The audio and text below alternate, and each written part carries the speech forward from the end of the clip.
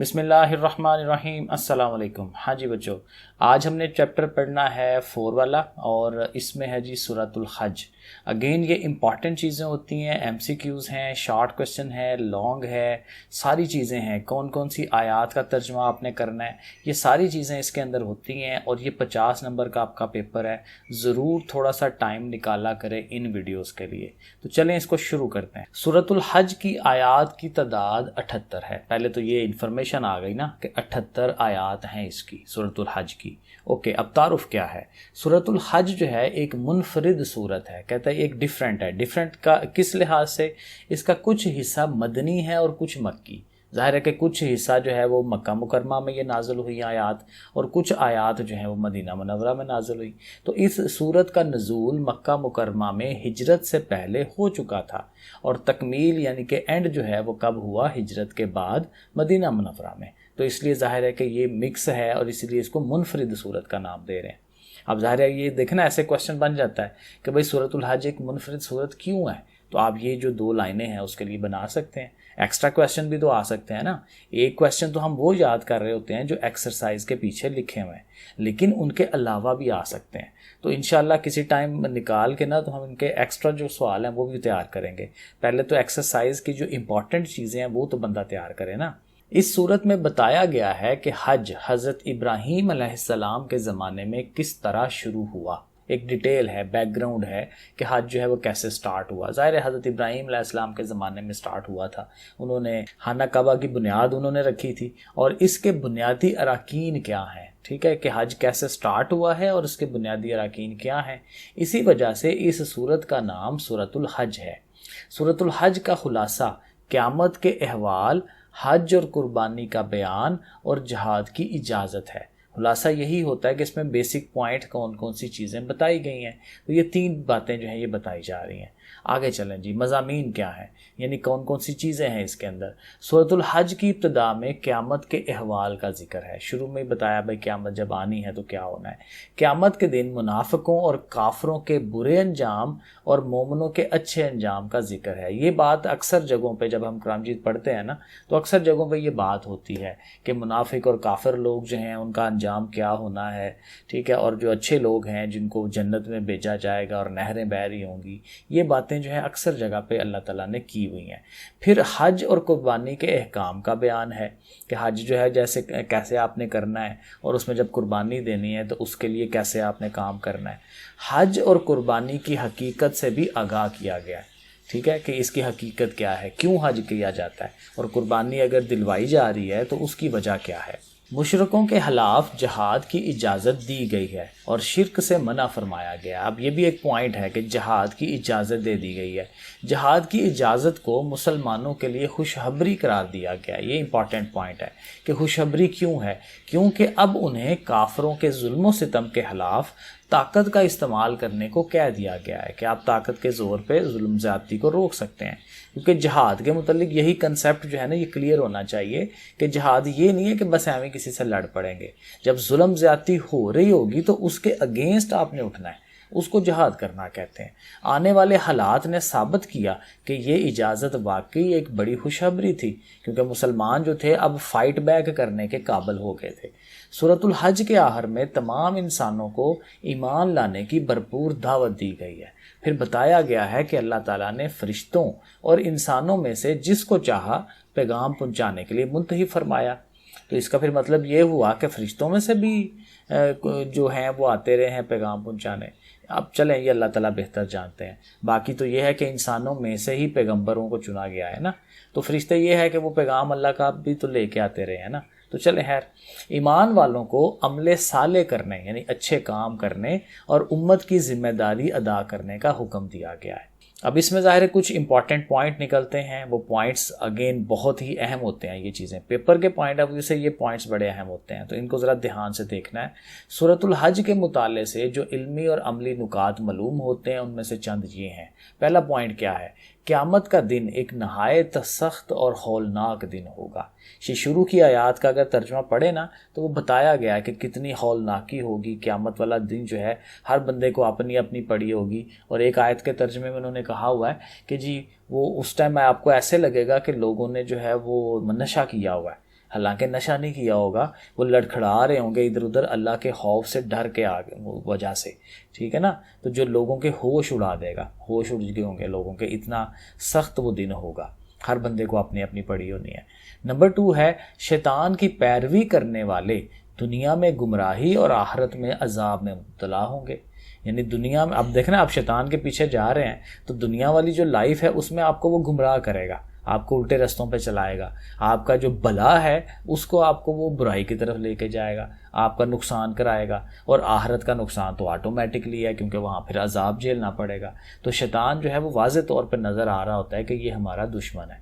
Number 3, शिर्क के लिए कोई दलील नहीं है, ठीक है ना। आप शिर्क जो है ना, ये तो देखें बार बार अल्लाह ताला कहते हैं कि मेरे साथ किसी को शरीक नहीं ठहराना। जो मेरी क्वालिटीज़ हैं, अल्लाह ताला कह रहे हैं कि जो मेरी क्वालिटीज़ हैं वो मेरे तक रखो, दूसरे लोगों तक ना लेके जाओ। तो ये बड़ा ध्यान रखना होता है, इसकी कोई दलील नहीं है एवं कि जी ये हो गया तो इस वजह से हम कर रहे हैं, ये नहीं, कोई दलील नहीं है इसकी। आगे नंबर 4, मुनाफिकीन अल्लाह ताला की इबादत किनारे किनारे रह कर करते हैं। जैसे होता है ना, दरिया के किनारे किनारे आप खड़े हैं तो उसके अंदर नहीं गए, तो इल्म और हिकमत जो होती है उसके अंदर जाएंगे तो आपको पता चलेगा ना रियल हकीकत क्या है। तो इसलिए कहते हैं, ये एक एग्जाम्पल दी हुई है कि मुनाफिक जो होते हैं वो अंदर से पूरी तरह इस्लाम कबूल नहीं किया होता, तो वो बस ऊपर ऊपर से ही होते हैं, इबादत कर रहे हैं, और जब दुनिया के फ़ायदा मिल रहा होता है तो उस पर खुश हो रहे होते हैं। लेकिन जब यूं ही नुकसान हुआ है तो दीन से परे हट गए, अल्लाह ताला से गिले शिकवे करने शुरू कर दिए, सब्र व तहम्मुल जो है वो नहीं दिखाते। तो ये फिर मुनाफिकों की निशानी बताई हुई है। फिर अगला पॉइंट है, सारी कायनात अल्लाह ताला के हजूर सजदा रेज है। ये बड़ी अच्छी बात है, क्योंकि देखें ना, हर चीज़ तो अल्लाह ताला ने बनाई है, तो जब अल्लाह ताला ने बनाई है तो फिर हर चीज़ जो है अल्लाह ताला की जो है तस्बीह बयान कर रही होती है, और अल्लाह ताला के आगे जो है वो आजिज़ है। इसीलिए हमें भी कहा जाता है कि हमें भी इज्ज़ व इनकसारी का मुजाहरा करना चाहिए कि हर तरह की ताकत का जो ज़िम्मेदार है वो तो अल्लाह ताला है। तो अल्लाह ताला के आगे जो है वो आकड़ जो है वो नहीं दिखानी चाहिए हमें, ठीक है। तो हर चीज़ जो है अल्लाह के हजूर सजदा रेज़ है। सजदा देना मतलब यही होता है कि अपने आप को डाउन करना, कि भाई हम कुछ नहीं है, जिसको हम सजदा कर रहे हैं सारी पावर्स उसके पास हैं। और आखिरी पॉइंट है कि अल्लाह ताला उनकी मदद फरमाता है जो अल्लाह ताला के दीन की मदद फरमाते हैं।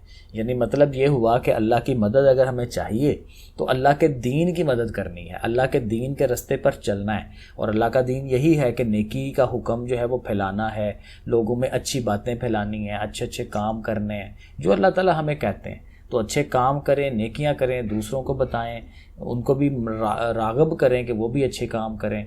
तो जब आप ऐसे करेंगे तो अल्लाह ताला भी हमारी जो है वो मदद करेंगे। ठीक हो गया। अब आ जाते हैं एक्सरसाइज की तरफ। यहाँ पे अगेन बड़ा इंपॉर्टेंट ये नोट लिखा हुआ है कि सूरतुल हज की जो आयत नंबर 65 है उससे लेके 69 तक उसका जो तर्जमा है वो हमें याद करना है। ठीक है, वो भी आपको मैं दिखा देता हूँ कौन सी वाली हैं, और उसको पढ़ भी लेते हैं क्योंकि ये कितनी 5 बनती हैं आयात, इनका तर्जमा हमें ज़ुबानी याद करना है। ठीक है, बाब मुहावरा का मतलब यही होता है जो लाइन एक प्रॉपर बनी हुई है उस तरह से। 3 ये अल्फाज मानी है, ये आप ज़रा देख लें, ये ज़रूर याद होने चाहिए, पेपर में आते हैं, लाजमी आने हैं ये जो अल्फाज मानी है, तो ये हमें लाजमी याद करने हैं। युमसिकु वही रोके हुए है, अल्लाह ताला रोके हुआ है किसी चीज़ को। यमशूना वो चलते हैं, मनसकन इबादत का तरीका। तो ये 3 अल्फाज हैं, इनको हमें याद कर लेना है। फिर जो क्वेश्चन है पहला बनता वो ज़ाहिर MCQs वाला है, तो वो ज़रा देख लें। सूरतुल हज है क्या है, मक्की और मदनी। ज़ाहिर ये हमने शुरू में पढ़ा कि ये मक्की भी है और सूरत और मदनी भी है, इसलिए ये मुनफरिद है।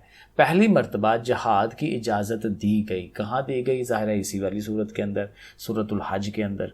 ठीक हो गया। सूरत के शुरू में क़यामत के अहवाल का बयान है, किस सूरत में? ज़ाहिर सूरतुल हज के शुरू में ही क़यामत का अहवाल बयान किया गया है। और सूरतुल हज में हुक्मरानों को ताकीद की गई है। ये ढूंढना ज़रा मुश्किल था, लेकिन मैंने फिर वो सारा तर्जमा पढ़ा तो फिर मुझे पता चला कि वो क्या लिखा हुआ है। तो ये था नेकी का हुक्म। ये हुक्मरान जो होते हैं उनको क्या करना चाहिए? नेकी का हुक्म देना चाहिए। और नंबर 5 है सूरतुल हज में जहाद की इजाज़त को मुसलमानों के लिए क्या करार दिया गया? ज़ाहिर है कि ये खुशखबरी थी उनके लिए कि अब वो अपना जो है वो मुकाबला कर सकते हैं, अपने आप को डिफेंड कर सकते हैं। अब आ जाएं शार्ट क्वेश्चंस में। 3 ही उसने शार्ट क्वेश्चन बनाए हुए हैं और आसान आसान से हैं। पहला है सूरतुल हज को ये नाम क्यों दिया गया, तो ये इस सामने ही है हमारे, ये देखें यहाँ पे कि इस सूरत में चूँकि बताया गया है कि हज हज़रत इब्राहीम के ज़माने में आया था और उसके बुनियादी अरकान क्या हैं, तो इस वजह से इस सूरत का नाम सूरतुल हज है। तो ये यहाँ तक ठीक है ना, ये डेढ़ लाइन जो बनती है ये हमें याद करनी है। देखिए मैंने 1 लिखा हुआ है इसके साथ। क्वेश्चन नंबर 2 का भी आंसर ये साथ ही है। और क्वेश्चन नंबर 2 है क्या, कहता है जी सूरतुल हज का खुलासा क्या है। तो खुलासा देखें यहीं पे उसने लिखा हुआ है कि सूरतुल हज का खुलासा क्या है जी, क़यामत के अहवाल हैं इसमें, हज और कुर्बानी का बयान है और जहाद की इजाज़त। ये 3 बातें जो हैं ये खुलासा है सूरतुल हज का। और जो तीसरा क्वेश्चन है कि सूरतुल हज के अहम इल्मी और अमली नुकात में से 2 तहरीर करें। तो ज़ाहिर है वो जो 5-6 हमने नुकात ये पढ़े हैं ना, इनमें से कोई 2, तो मैंने ये छोटे जो हैं उनको निशान लगा दिया है, ये आप तैयार कर लें। शिरक के लिए कोई दलील नहीं है, सिंपल सा है, और सारी कायनात अल्लाह ताला के हजूर सजदा रेज़ है। तो ये 2 याद कर लें, ओके है, वरना आपकी मर्ज़ी है, कोई से 2 आप कर सकते हैं। सवाल नंबर 3 के अंदर उसने ये 3 जो है ये अल्फाज दिए हुए, इनके मानी याद करें, तो वो हमने पढ़ लिए हैं, ये वही वाले हैं, ठीक है, तो इनके मीनिंग हमने याद करने हैं। क्वेश्चन नंबर 4 पे आ जाएं। अब यहाँ देखें उसने ये 4 आयात लिखी हुई हैं। तो वैसे हमने शुरू में पढ़ा वो 5 थी ना, आयत नंबर 65 से लेके 69 तक 5 आयात हैं, तो ये वही वाली हैं सारी। तो एक और भी है, तो ये सारी मैं आपको सामने दिखा देता हूँ और इनको एक दफ़ा पढ़ लेते हैं क्योंकि ये याद करनी बहुत ज़रूरी है। ये है जी आयात, देखें ये 65 वाली भी इसमें शामिल है। तो यहाँ से हम स्टार्ट लेंगे और आगे जाएंगे 69 तक। तो इसको पढ़ते हैं। वयुमसिकुस समा अन तका अलल अर्दी इल्ला बिइज़्निही। अब ये जो लफ्ज़ है ना बिइज़्निही, बिइज़्नि ये बड़ी दफ़ा हम ये यूज़ करते हैं आम रूटीन में। इज़्न ये होता है कि अल्लाह ताला की मर्ज़ी, अल्लाह ताला की मर्ज़ी के, और अर्द जो है ये ज़मीन को कहते हैं। असल में जब भी ये याद करनी होती है ना आयत का तर्जमा, तो हमें कुछ ना लिंक बनाना पड़ता है कि जी ऊपर जो लफ्ज़ कोई एक ऐसा पता चल जाए जिसका टोटका हम बना सकें कि जी हाँ ये लफ्ज़ का ये मतलब होता है, तो इसकी फिर लाइन जो है उर्दू की ये बनेगी, ठीक है। अब जैसे समा है तो समा जो है आसमान को कहा जाता है, तो इस तरह से आपने लिंक बनाना है। तो क्या कह रहे हैं, और वही आसमान को रोके हुए है, अल्लाह ताला रोके हुए हैं कि उसके हुक्म के बगैर, जिसे ना इल्ला बिइज़्निही, कि उसके हुक्म के बगैर ज़मीन पर नहीं गिर सकता। इन्नल्लाह बिन्नासि लिरऊफिर रहीम, कि अल्लाह लोगों पर बहुत शफ़क़त फरमाने वाला, नहायत रहम फरमाने वाला है। तो ये यहाँ तक आयत नंबर 65 बनती है। आगे है वहुवल्लज़ी अहयाकुम सुम्मा युमीतुकुम सुम्मा युहयीकुम। आप देखें ये आ जाता है अहयाकुम, अहया होता है ज़िंदगी, ज़िंदा करना, ज़िंदगी जो है उसको कहते हैं। युमीतु ये मौत को कहते हैं, और फिर युहयीकुम फिर ज़िंदा करना। तो देखें वो लिख रहे हैं और वही तो है जिसने तुम्हें ज़िंदा फरमाया, वहुवल्लज़ी अहयाकुम, जिसने तुम्हें ज़िंदा फरमाया, सुम्मा युमीतुकुम फिर तुम्हें मौत देगा, सुम्मा युहयीकुम फिर तुम्हें ज़िंदा फरमाएगा, इन्नल इंसान लकफूर, और यकीनन इंसान तो बड़ा नाशुक्रा है, ठीक है। तो ये इसका मीनिंग बन जाएगा। फिर आगे है लिकुल्ली उम्मतिन जअलना मनसाकन, ये मनसाकन का वो मीनिंग उसने पीछे ही आपको याद करवाया है। हर उम्मत के लिए हमने इबादत और कुर्बानी का एक तरीका मुकर्रर फरमाया है, ठीक है ना। जो भी उम्मत आती थी वो कुर्बानी करने का तरीका उनका डिफरेंट था, ठीक है। हम नासिकुहु फला युनाजी उन्नाकुम फिल अमरी, जिस पर वो चलते हैं तो उनको चाहिए कि हरगिज़ वो आपसे इस मामले में झगड़ा ना करें। ये नहीं कि भाई देखें जी हमारी तो कुर्बानी का और तरीका था, आप लोग कोई और तरीका कर रहे हो। तो अल्लाह ताला यही कह रहे हैं कि हमने हर जो उम्मत आई है उसको हमने डिफरेंट तरीका बताया, ठीक है। तो वो तरीके डिफरेंट हो, इस पर झगड़ा करने की ज़रूरत नहीं है।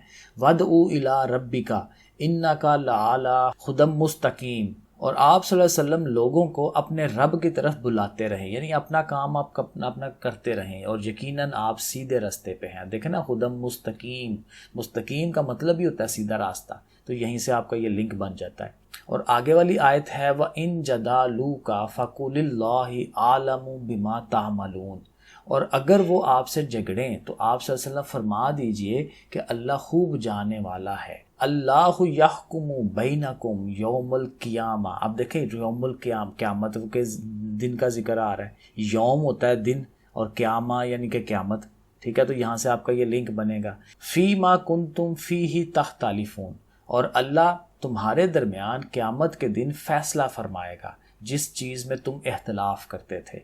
लड़ाई झगड़ा कर रहे हैं ना भाई, ये ऐसे नहीं ऐसे है, ऐसे नहीं ऐसे है, तो फिर जाहिर है कि अल्टीमेट फैसला तो अल्लाह ताला की तरफ से आएगा। लेकिन वो कब आना है, क़यामत के उस टाइम आना है, और उस टाइम फिर आप आगे पीछे नहीं हो सकते। तो इसलिए यहीं दुनिया के अंदर झगड़े झगड़ों से बचने की कोशिश करनी चाहिए। और लास्ट पे एक ही हमारा लॉन्ग क्वेश्चन है कि सूरतुल हज पर एक मुफस्सल मजमून तहरीर करें।